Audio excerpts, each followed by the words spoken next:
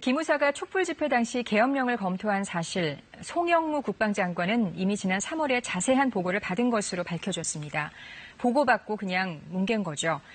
문 대통령이 독립적 수사단을 지시한 이유입니다. 이하경 기자가 자세히 전합니다. 네, 문재인 대통령은 신속하고 공정하게 이번 사건을 수사하라고 지시하면서 국방장관도 수사 지휘를 할 수 없다고 못 박았습니다. 군 내부에 국방장관의 지휘를 받지 않는 그런 조직이 생기는 건 창군 이래 처음입니다. 이게 어떤 의미인지 보면은요, 먼저 문제가 된 기무사 계엄 관련 문건을 국방부가 보고를 받은 게 벌써 한참 전인 3월 말입니다. 들어보시죠. 지난 3월 말경에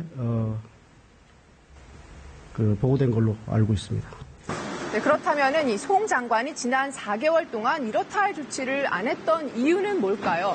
이 군은 단정적으로 말하기 어렵다 이렇게만 밝혔는데요. 이 청와대는 이런 상황에서 송 장관이 수사단을 지휘하는 게 논란의 소지가 있다고 판단한 걸로 보입니다. 사실상 군에 대한 질책으로도 읽히는데요. 문 대통령이 순방 중에 특별 지시를 내린 건 그만큼 상황을 무겁게 인식하고 있다는 의미이기도 합니다. 또 이번 사건에 전현직 국방부 관계자들이 여러 명 관련돼 있을 수 있는 가능성도 제기가 되고 있는데요. 이런 부분도 고려를 했다는 게 청와대 설명입니다. 조사받을 사람들이 조사를 하는 셀프 조사, 이번에는 안 된다는 겁니다. 송영무 국방장관은 청와대 발표 5시간 만에 입장을 밝혔는데요.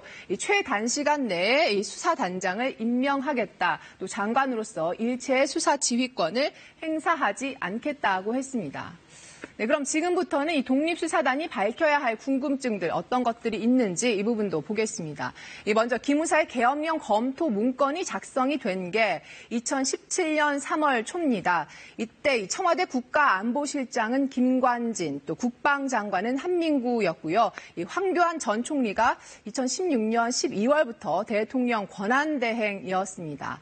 이런 상황에서 누구의 지시로 왜 기무사가 이런 문건을 작성을 하고 이 계엄령을 검토한 건지 이 배경을 먼저 밝혀야 되겠죠.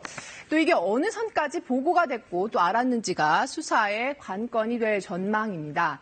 그런데 이 핵심 관계자들이 지금 민간인 신분인 게 걸리죠. 게다가 조현천 전 기무사령관은 지금 미국에 있습니다. 앞으로 민간 검찰과의 수사 공조가 불가피한 상황이 될 것 같습니다.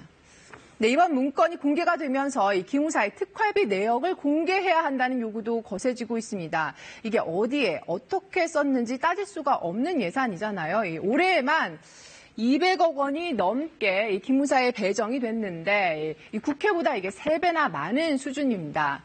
그리고 또 보시면은요, 이 국방부 전체 특활비보다는 지금 감소를 하고 있는데 이 기무사의 특활비 비중은 오히려 늘었습니다.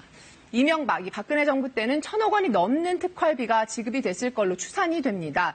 이번에 이 군 검찰 수사로 당시 기무사가 광범위하게 정치 개입을 하려고 했던 게 드러나면서 이런 부분에 특활비가 쓰였을 가능성도 배제할 수 없게 됐습니다. 이번 수사에서 이 부분도 짚고 넘어가야 한다는 지적이 나옵니다. KBS 뉴스 이하경입니다.